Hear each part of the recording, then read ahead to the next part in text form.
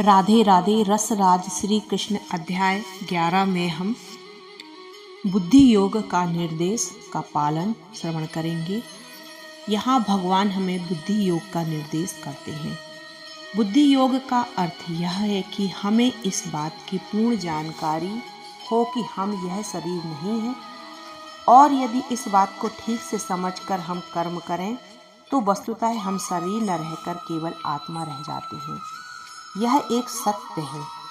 चेतना के स्तर पर कर्म करने से हम अपने अच्छे और बुरे सभी कर्मों के फलों के प्रभाव से मुक्त हो सकते हैं। यह दिव्य स्थिति है।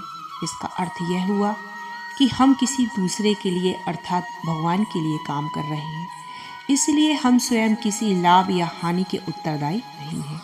यदि लाभ होता है तो हमें उसका अभिमान नहीं करना चाहिए।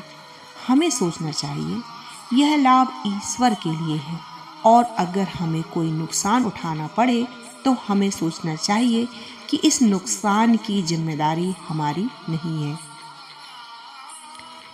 यह काम ईश्वर का है, तब हम सुखी रह सकते हैं।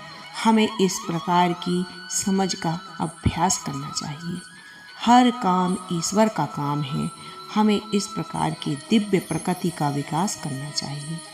वर्तमान परिस्थितियों में कर्म करने की वो यही एक युक्ति है।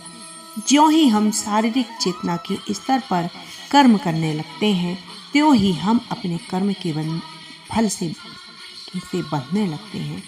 किंतु जब हम आध्यात्मिक चेतना के माध्यम से कर्म करते हैं, तब हम ना तो अपने अच्छे कर्मों से बंधते हैं और ना ही बुरे कर्मों से।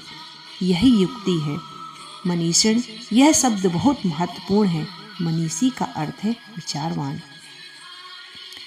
वैचारिक या बुद्धिमान हुए बिना कोई भी व्यक्ति यह नहीं समझ सकता कि मैं यह शरीर नहीं हूँ, किंतु यदि थोड़ा सा विचारशील हो तो यह समझ सकता है, ओह, मैं यह शरीर नहीं हूँ, मैं आत्मा हूँ। कभी खाली समय में हम सोचते हैं, ओह, यह मेरी उंगली है, यह मेरा हाथ है, यह मेरा कान है, यह मेरी नाक है, सब कुछ मेरा है। पर मैं क्या हूँ? क्या हूँ मैं अनुभव कर रहा हूँ, यह मेरा है और मैं वह हूँ। इस बात को समझने के लिए बस थोड़ी सी सोच की आवश्यकता है। सब कुछ मेरा है, मेरी आँख है, मेरी उंगली, मेरा हाथ, मेरा मेरा मेरा, और मैं क्या हूँ? यह मैं वह आत्मा हूँ जिसके कारण मैं यह सोच रहा हूँ, यह मेरा है। अब प्रश्न यह उठता है कि जब मैं शरीर नहीं हूँ तो फिर मैं क्यों शरीर के लिए कर्म करूँ? मुझे अपने लिए कार्य करना चाहिए, लेकिन मैं अपने आप के लिए कार्य कैसे कर सकता हूँ? मेरी स्थिति क्या है? मैं चेतना हूँ, पर किस प्रकार की चेतना हूँ? अधीनस्थ चेतना। मैं परमात्मा का एक अंश हूँ, तब मेरे कर्म क्या होंगे? इसके उत्तर को आगे जानने के लिए आप अध्याय 12 श्रवण करें। राधे राधे।